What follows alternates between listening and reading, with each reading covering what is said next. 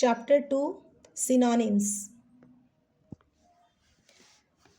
Tick the synonyms of the words given below.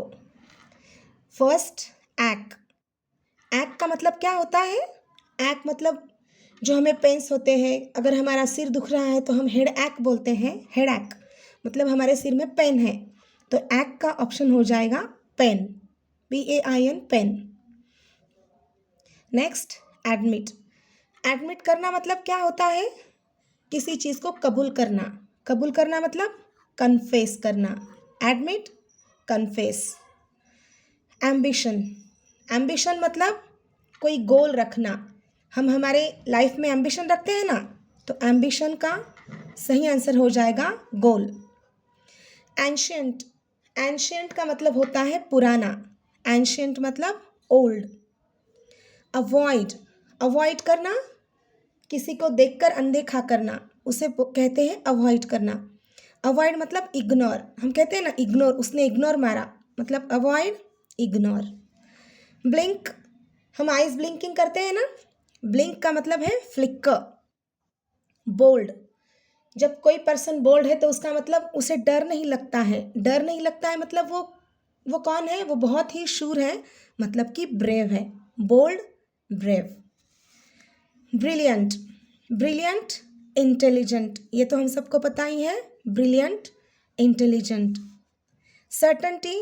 अगर किसी चीज़ की सर्टेनिटी है, इसका मतलब हमें श्योरली पता है उस चीज़ के बारे में, हमें उसकी श्योरिटी है. Certainty, surety.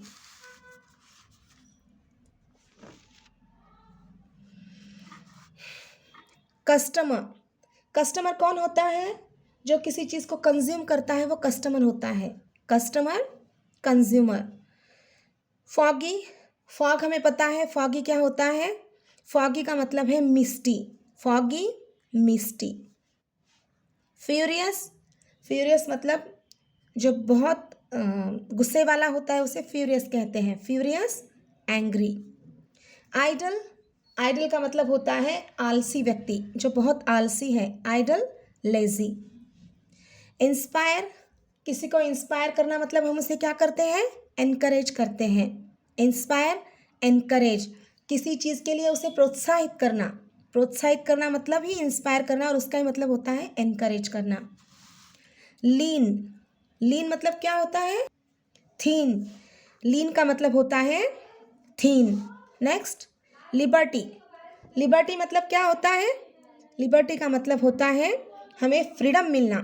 हम किसी चीज़ से फ्री होते हैं तो उसे लिबर्टी कहते हैं. Freedom, liberty. Mindful.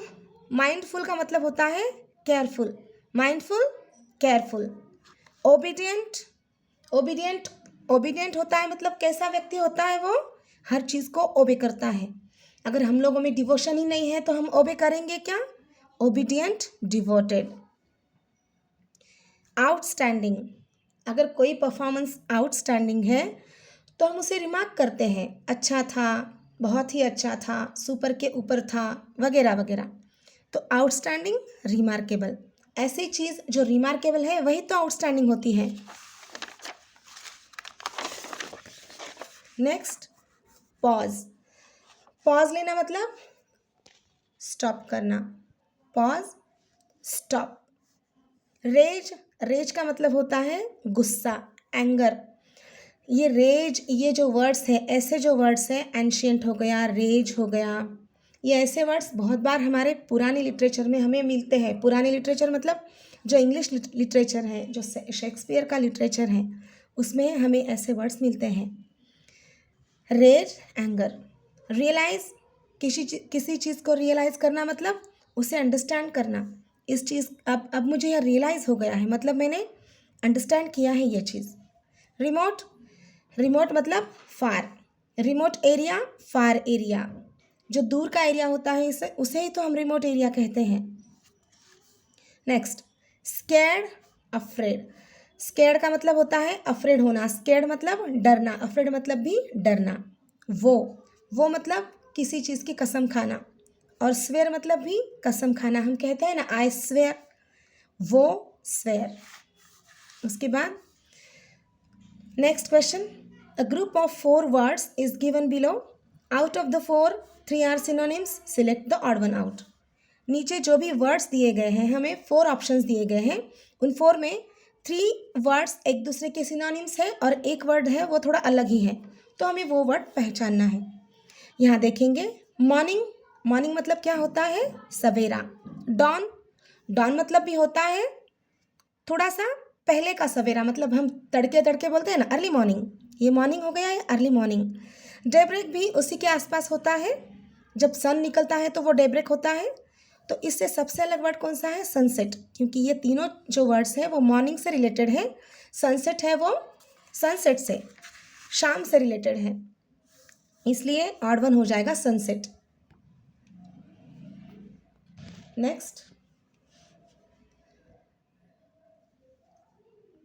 Home, habitat, room and house. अब होम मतलब हमारा घर हो गया, रूम हमारे घर का ही तो पार्ट है, हाउस उसका मतलब भी घर है, और हैबिटेट मतलब क्या होता है? हैबिटेट का मतलब भी होता है हमारी रहने की जगह. तो होम भी हमारी रहने की जगह है, हैबिटेट भी हमारी रहने की जगह है, हाउस भी हमारी ओवरऑल रहने की जगह है, लेकिन रूम उसका एक अलग सा पार्ट होता है, तो इसमें अलग आएगा रूम.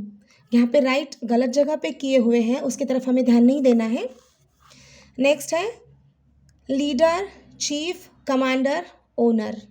लीडर जो लीड करता है, कमांडर भी लीड ही करता है, चीफ लीड ही करता है, लेकिन ओनर एक अलग वर्ड है. ओनर का मतलब है मालिक.